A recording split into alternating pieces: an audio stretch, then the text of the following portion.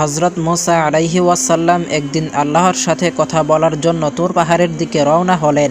তুর পাহাড়ের উপরে স্বয়ং আল্লাহ তাআলা তার গায়েবী আওয়াজের মাধ্যমে মুসা আলাইহি ওয়াসাল্লামের সাথে কথা বলা শুরু করল।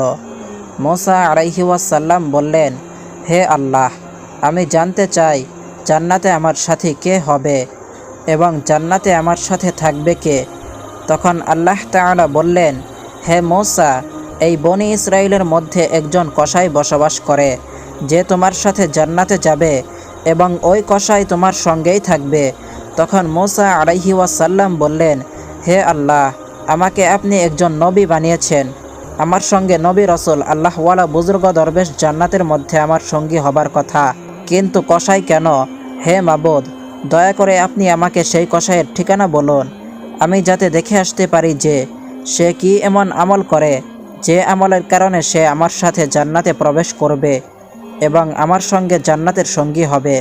তখন মহান আল্লাহ রব্বুল আলামিন বললেন, হে মূসা, আজকে তুমি বাড়ি ফিরে যাও, কিছুদিন পরে আমি তোমাকে ডেকে নেব এবং আমি তোমাকে সেই কসাইয়ের ঠিকানা বলে দেব।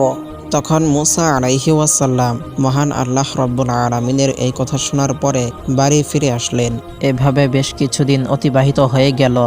অতপর একদিন হজরত মুসা আলাইহি ওয়াসাল্লাম কোথাও সফর করার উদ্দেশ্যে রওনা দিল। যখন তিনি রাস্তা দিয়ে যাচ্ছিলেন তখন দেখলেন রাস্তার পাশে একজন মহিলা কান্নারক্ত অবস্থায় দাঁড়িয়ে আছে।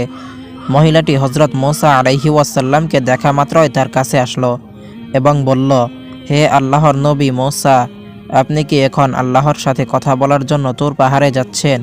যদি তুর পাহাড়ে যান তাহলে আপনি আল্লাহর সাথে আমার বিষয়ে অবশ্যই বলবেন।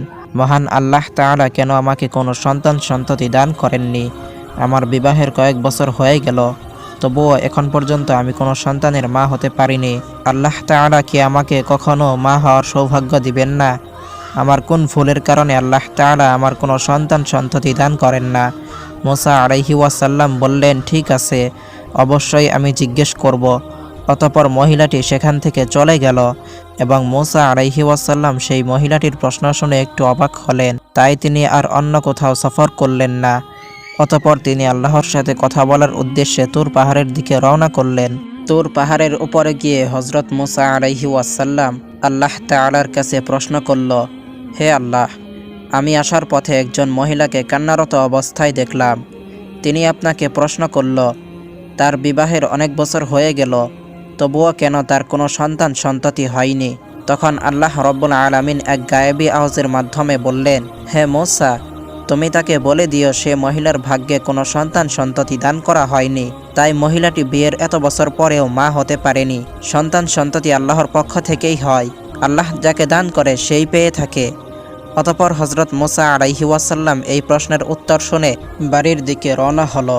বাড়ি আসার পথে হজরত মুসা আলাইহি ওয়াসাল্লামের সেই মহিলাটির কথা মনে পড়ল, তাই বাড়িতে না গিয়ে সোজা মহিলাটির বাড়িতে গেল। তখন মহিলাটি হজরত মুসা আলাইহি ওয়াসাল্লামকে দেখে বললেন, হে আল্লাহর নবী মুসা, আপনি কি আল্লাহর কাছ থেকে এই প্রশ্নের উত্তর জেনে এসেছেন?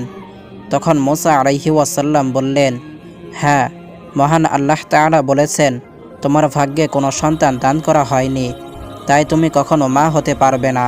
এই কথা শোনার পর মহিলাটির চোখ অশ্রু জলে ভিজে গেল এবং জোরে জোরে ক্রন্দন করতে লাগলো। অতপর হজরত মুসা আলাইহি ওয়াসাল্লাম সেখান থেকে চলে আসলেন।